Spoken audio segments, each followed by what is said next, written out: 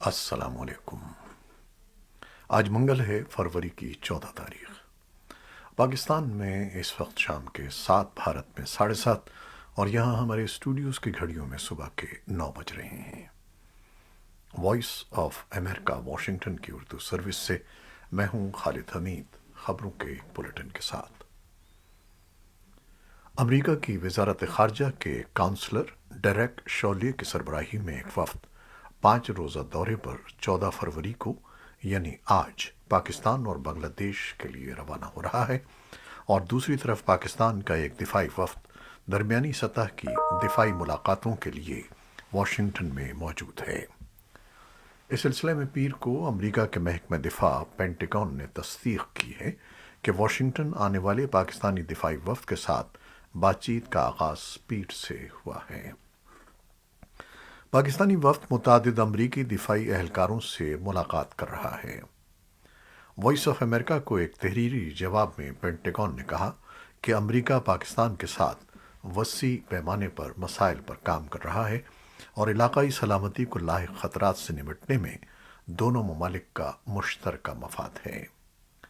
Pentagon کے اہلکاروں کا مزید کہنا تھا کہ امریکہ دہشت گردی کے خلاف پاکستان کے ساتھ مضبوط شراکت داری چاہتا ہے اور وہ علاقائی اور عالمی دہشت گردی کے خطرات کے خاتمے کے لیے تعاون پر مبنی باہمی کوششوں کا منتظر ہے۔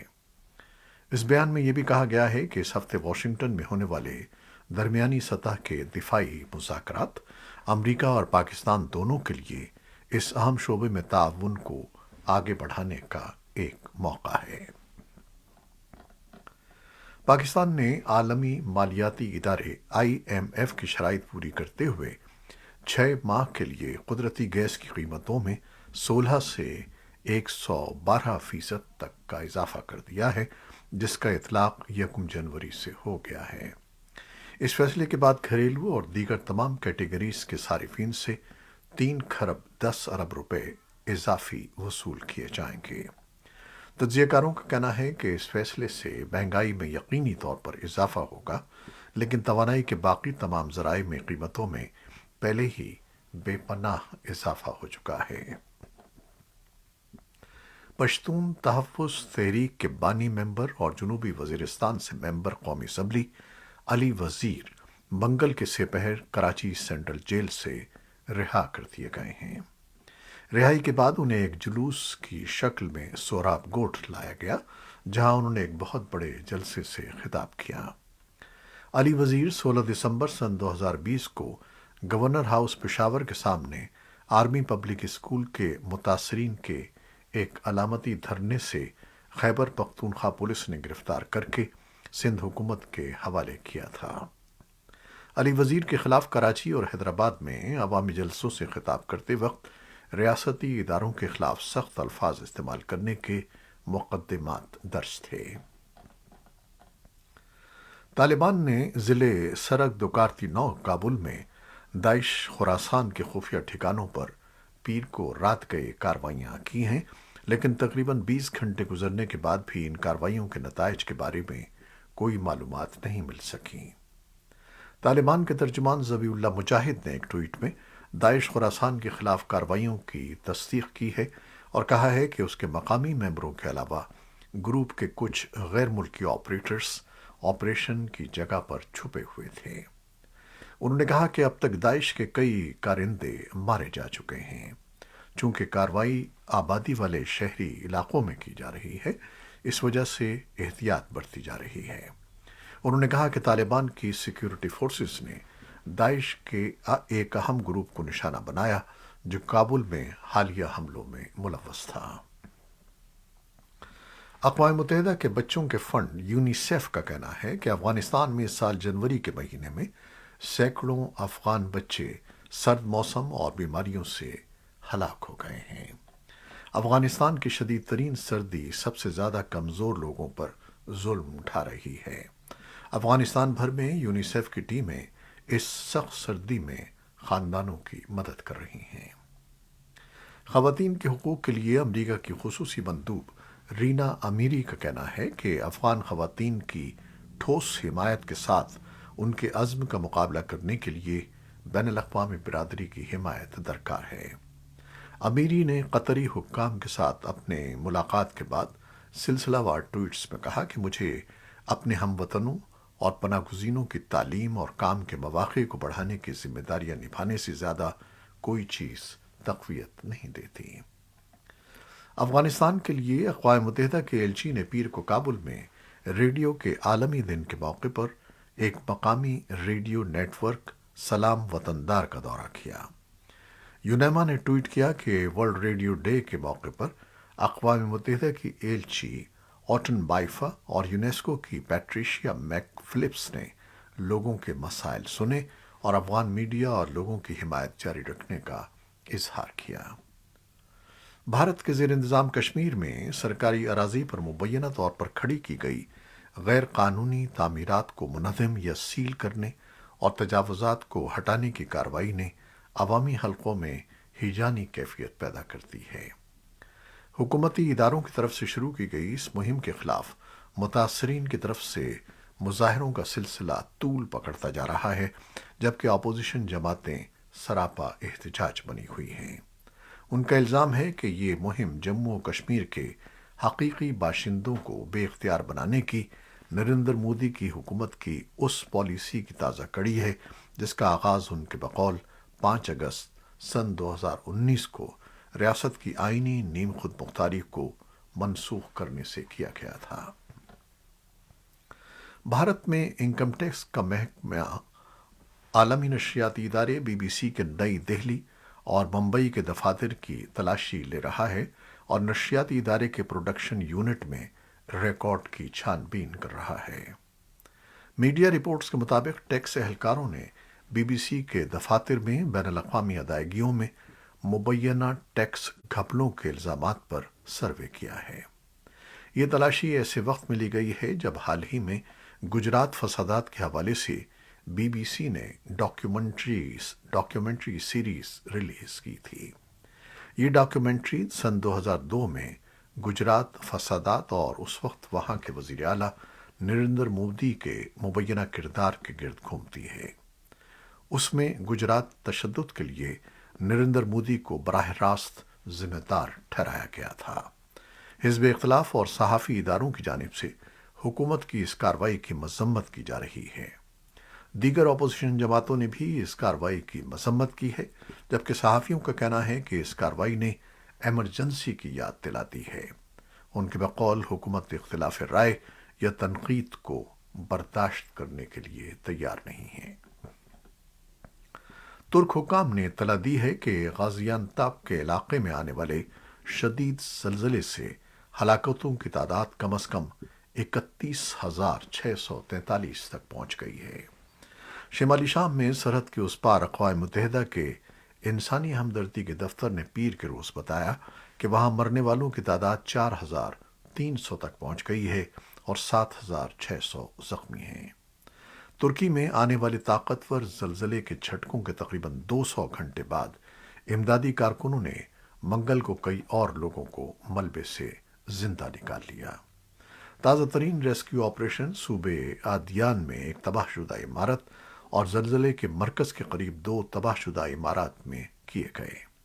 زلزلہ زدگان نے وائس آف امریکہ کی ترک سروس کو بتایا کہ سب کچھ رضاکاروں اور کمیونٹی کی کوششوں سے کیا جا رہا ہے۔ انہوں نے بتایا کہ ہم نے ایک خاتون اور اس کے بچے کو ملبے کے نیچے سے بچایا ہے۔ اپنی کوششوں سے یہ حکومت کی طرف سے نہیں ہوا اور یہ قابل قبول نہیں ہے۔ نیٹو کے وزرائے دفاع اور یوکرینی اتحادیوں کے امریکی قیادت والے گروپ کے دفاعی اہلکار آج منگل کو برسلز میں ملاقات کے لیے جمع ہوئے، جہاں نیٹو کے سیکرٹری جنرل یانس اسٹالٹنبرگ نے یوکرین کو مزید گولہ بارود فراہم کرنے اور ٹینکوں اور دیگر بھاری ساز و سامان کی ڈیلیوری کو مکمل کرنے کی ضرورت پر زور دیا۔ اسٹالٹنبرگ نے صحافیوں کو بتایا کہ یہ بات چیت ایک ایسے نازک وقت پر ہوئی ہے اور یہ کہ اتحادی یوکرین کی حمایت میں اضافے کی فوری ضرورتوں کو پورا کرنے کے بارے میں بات چیت کر رہے ہیں۔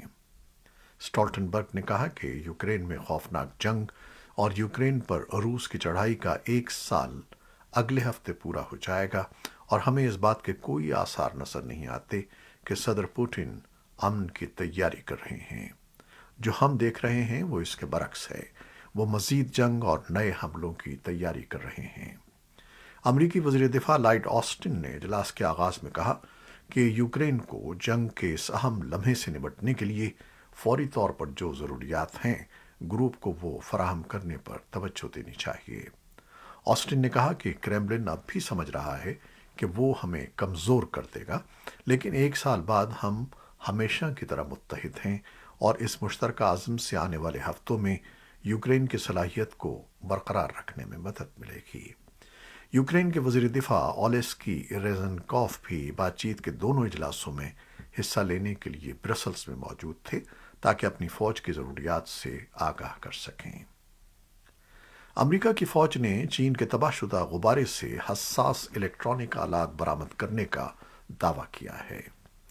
امریکی جنگی طیاروں نے 4 فروری کو ریاست جنوبی کیرولائنا کے ساحلی علاقے میں ایک مشکوک غبارے کو تباہ کیا تھا، جس کے بارے میں شبہ تھا کہ اس سے چین جاسوسی کا کام لے رہا ہے۔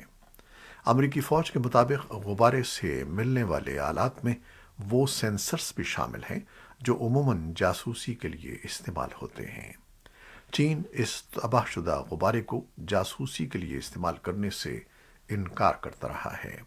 یہ غبارہ لگ بھگ ایک ہفتے تک امریکہ اور کینیڈا کی فضائی حدود میں پرواز کرتا رہا تھا، جسے امریکی صدر جو بائیڈن کے حکم کے بعد امریکی فوج نے تباہ کر دیا تھا۔ امریکی وزیر دفاع لائٹ آسٹن کا کہنا ہے کہ فورسز نے 3 تباہ شدہ آبجیکٹس کا ملبہ جمع نہیں کیا، جن میں ریاست الاسکا اور کینیڈا میں تباہ کردہ آبجیکٹس بھی شامل ہیں۔ نیٹو اجلاس میں شرکت کے لیے برسلز پہنچنے پر انہوں نے صحافیوں سے گفتگو میں کہا کہ وہ یقین دہانی کرانا چاہتے ہیں کہ فضا میں موجود آبجیکٹس زمین پر کسی کے لیے عسکری خطرے کا سبب نہیں تھے، لیکن یہ کمرشل طیاروں کے حادثے کا سبب بن سکتے ہیں۔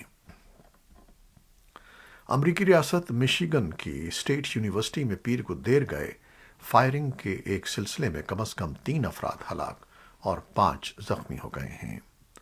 کیمپس پولیس ڈپارٹمنٹ کے عبوری نائب سربراہ کرس روزمین نے منگل کی صبح صحافیوں کو بتایا کہ تمام زخمیوں کو تشویشناک حالت میں ہسپتال میں داخل کرا دیا گیا ہے۔ روزمین نے کہا کہ مشتبہ شوٹر ایک 43 سالہ شخص تھا جو بعد میں کیمپس کے باہر اپنی ہی گولی لگنے سے مردہ پایا گیا۔